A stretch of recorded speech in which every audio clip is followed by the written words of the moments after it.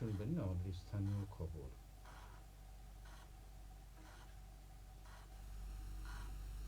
আসসালামু আলাইকুম। বাংলাদেশ বেতার, সিলেট। সংবাদ পড়ছি রুবি বেগম।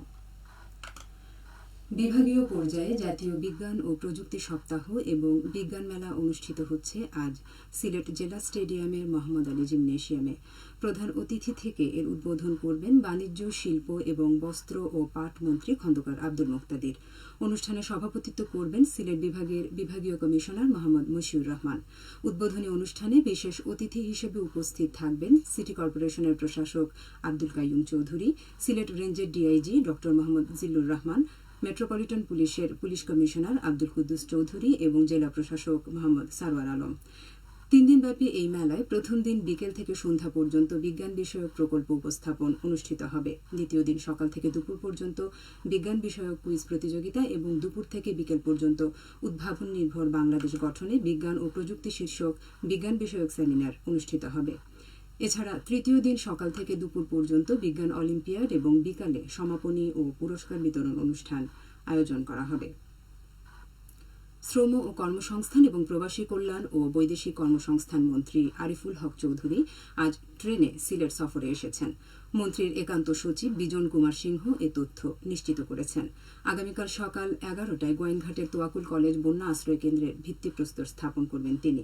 এরপর দুপুর 12টায় পিআইন নাতারখাল ইষ্টি ব্রিজ থেকে শাকের পকের খাল ভরাং পর্যন্ত পুনঃখনন কাজের উদ্বোধন করবেন। এছাড়া বিকালে জৈন্তাপুর উপজেলা পরিষদ মিলনায়তনে 1 নম্বর নিজপাট ইউনিয়নের 7 নম্বর ওয়ার্ডের উপকারভোগীদের মধ্যে ফ্যামিলি কার্ড বিতরণ অনুষ্ঠানে প্রধান অতিথি হিসেবে উপস্থিত থাকবেন। সিলেট সীমান্তে চোরাচালান বিরোধী পৃথক অভিযানে 43 লাখ টাকার ভারতীয় জিরাসহ বিভিন্ন চোরাই মালামাল জব্দ করেছে জকিগঞ্জ ব্যাটালিয়ন। আজ জকিগঞ্জ ব্যাটালিয়ন থেকে পাঠানো এক বিজ্ঞপ্তিতে এ তথ্য জানানো হয়। বিজ্ঞপ্তিতে বলা হয়, গোপন সংবাদের ভিত্তিতে বিজিবি সিলেট সেক্টরের অধীনস্থ জকিগঞ্জ ব্যাটালিয়নের একটি বিশেষ আভিযানিক টহল দল সিলেটের কানাইঘাট উপজেলার সীমান্তবর্তী বালিধারা এলাকায় অভিযান চালায়। এ সময় মালিকবিহীন অবস্থায় 1770 কেজি ভারতীয় জিরা এবং একটি বাংলাদেশি পিকআপ জব্দ করা হয়। এছাড়া সুরাইঘাট, লোভাছড়া ও জৈন্তাপুর বিওপির পৃথক আভিযানিক দল জৈন্তাপুর ও কানাইঘাট উপজেলার সীমান্ত এলাকায় অভিযান চালিয়ে মালিকবিহীন অবস্থায় 785 কেজি ভারতীয় চিনি, 68 কেজি চা পাতা, একটি গরু এবং 13,000 পিস পাতার বিড়ি জব্দ করে। জকিগঞ্জ ব্যাটালিয়ন জানায়, পৃথক এসব অভিযানে জব্দ হওয়া মালামালের মোট সিজার মূল্য 43,54,950 টাকা। মৌলভীবাজারের বড়লেখা উপজেলার মোহাম্মদিয়া ফাজিল ডিগ্রি মাদ্রাসার প্রশাসনিক আবাসিক ভবন, বাউন্ডারি দেয়াল, গেট সহ আনুষঙ্গিক নির্মাণ প্রকল্পের কাজ এগিয়ে চলছে। এতে ব্যয় হচ্ছে প্রায় 2.5 কোটি টাকা। ইতোমধ্যে প্রকল্পের 80% কাজ শেষ হয়েছে। বাকি কাজ আগামী অক্টোবরের মধ্যে শেষ হবে বলে আশা করা যাচ্ছে। আধুনিক সুযোগ সুবিধা সম্বলিত নির্মাণাধীন এই প্রকল্পের আওতায় 2য় তলা ভিত বিশিষ্ট 1তলা প্রশাসনিক ভবন, 5তলা ভিত বিশিষ্ট 4তলা আবাসিক ভবন, 498 মিটার বাউন্ডারি দেয়াল, 2টি গেট নির্মাণ সহ আনুষঙ্গিক কাজ অন্তর্ভুক্ত রয়েছে। প্রকল্পটি বাস্তবায়িত হলে প্রশাসনিক ও দাপ্তরিক কাজ, শিক্ষার্থীদের আবাসিক সমস্যার সমাধান সহ অন্যান্য সুযোগ সুবিধা বৃদ্ধি পাবে। শিক্ষা প্রকৌশল অধিদপ্তর তা বাস্তবায়ন করছে। এবারে শুনুন কৃষি সংবাদ। চলতি বোরো ধান চাল সংগ্রহ অভিযানে ব্যাপক সাড়া পড়েছে মৌলভীবাজারে। জেলা খাদ্য নিয়ন্ত্রণ অধিদপ্তর জানায়, সমগ্র জেলায় চলতি মৌসুমে সরাসরি কৃষকদের নিকট থেকে ধান সংগ্রহের অভিযানে অভূতপূর্ব সাড়া পাওয়া যাচ্ছে। ছুটির দিন ব্যতীত কৃষকরা প্রত্যেক দিনই ধান বিক্রি করতে সরকারি গুদামগুলোতে ভিড় করছেন।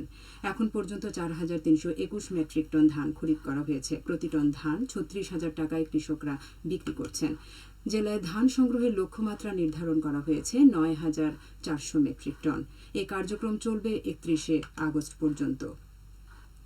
এছাড়া মিলারদের নিকট থেকে চাল সংগ্রহের জন্য জেলা খাদ্য নিয়ন্ত্রণ অধিদপ্তরের সাথে চুক্তি সম্পাদন হয়েছে। চুক্তি মোতাবেক জেলার 34টি রাইস মিলারের নিকট থেকে মোট 16,241 মেট্রিক টন চাল খরিদ করা হচ্ছে। এর মধ্যে সিদ্ধ চাল 7,708 এবং আতপ চাল 8,533 মেট্রিক টন। প্রতি কেজি সিদ্ধ চাল 49 টাকা এবং প্রতি কেজি আতপ চাল 48 টাকা। মিলাররা ইতোমধ্যে চাল সরবরাহ শুরু করেছেন। এখন পর্যন্ত প্রায় 5,500 মেট্রিক টন চাল গুদামজাত করা হয়েছে। চুক্তি মোতাবেক মিলাররা আগামী 20 আগস্টের মধ্যে সকল চাল সরবরাহ করবেন। খেলার খবর ক্রিকেট। সিলেট আন্তর্জাতিক ক্রিকেট স্টেডিয়ামে আগামীকাল শনিবার থেকে শুরু হচ্ছে বাংলাদেশ ও পাকিস্তানের মধ্যকার সিরিজের দ্বিতীয় ও শেষ টেস্ট ম্যাচ। এই ম্যাচকে ঘিরে ইতোমধ্যে উত্তেজনা ছড়িয়ে পড়েছে ক্রিকেট প্রেমীদের মধ্যে। মিরপুর টেস্টের মতোই সিলেট টেস্টেও রাখা হচ্ছে সবুজ পিচ, যেখানে মূল ভরসা থাকবে পেস আক্রমণের উপর। বাংলাদেশ দলের পেসার নাহিদ রানা ও তাসকিন আহমেদের গতিময় বোলিং আবারও বড় ভূমিকা রাখতে পারে বলে আশা করা হচ্ছে। অন্যদিকে পাকিস্তান দলও এই টেস্টে ঘুরে দাঁড়ানোর লক্ষ্য নিয়ে মাঠে নামবে।